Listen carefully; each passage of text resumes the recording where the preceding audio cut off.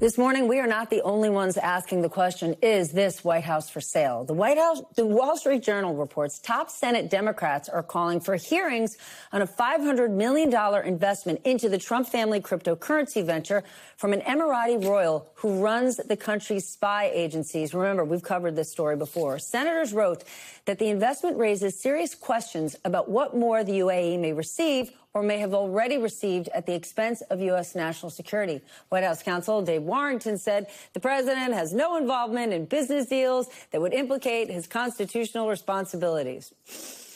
If Democrats want to win the midterms, they have got to take on two things: accountability and affordability. Our next guest says he has got a solve for both, so we're all ears. With us for more, Democratic Congressman Jason Crow of Colorado. He just launched the End of Corruption Caucus, and as I said, Congressman, I am all ears. I'm very concerned about this Wall Street Journal reporting, and so are you. What are you going to do about it? Well, I want to give credit, first off, to my co-chairs for the new End Corruption Caucus. I launched this with my friends Alexandria Ocasio-Cortez and Mike Levin, three people who have sworn off corporate PAC money, who have taken the pledges to conduct ourselves and lead by example as a start, because we have a lot of colleagues who love talking about this. It's really popular to talk about ending corruption, but then they themselves go off and they participate and they play the game like everybody else. So how about we start by actually leading by example and doing the things that we're calling on others to do that doesn't actually require any legislation. That's number one. Number two is, we're not apologizing for accountability, and we shouldn't, right? Because what accountability means and what ending corruption means is actually stopping theft. You know, this money that's being spent by the Trump administration, that's being squandered, that's going into the pockets of their cronies, that's U.S. taxpayer money in many cases, right? It's coming out of their pockets. They're the ones losing farms, losing their homes, can't pay their rent, losing their health care, and that money is going into the pockets of the Trump family. It's wrong, and we're going to stop it. Okay, but what are you going to do? The Anti-Corruption Caucus, how's it going to work? Yeah, well, number one, we're going to put pressure on our colleagues to lead by example and to do the things that we're doing ourselves that don't require legislation. You don't have to pass any law. You don't need some reform package. You can just start operating in an open and transparent way. And that includes swearing off corporate PAC money. Just stop taking it.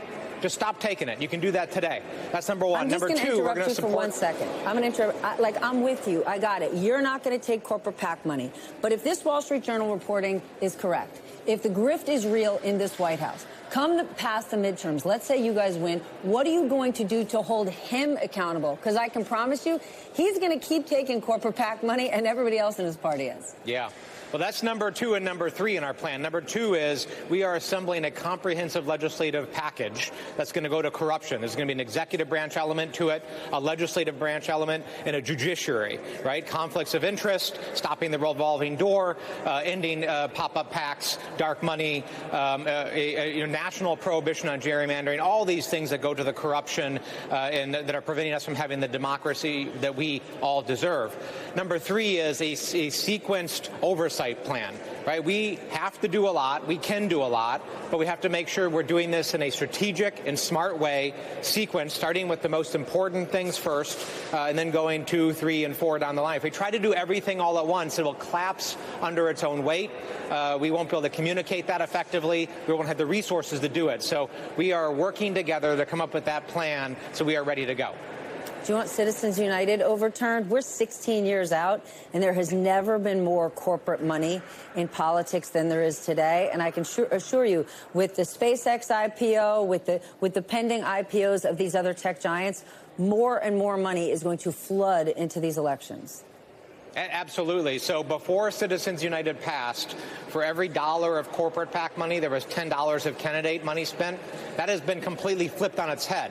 Now it's 10-to-1 corporate dark money to candidate money, and that is increasing rapidly. And we see this in primaries around the country, these so-called pop-up PACs, and I just introduced a bill to end pop-up PACs. And what that means is that people create these PACs in the 20 days leading up to a primary or an election, and there's no disclosure, right? Because the disclosure deadline occurs after the election. So we want to get rid of that practice as well as tackle Citizens United.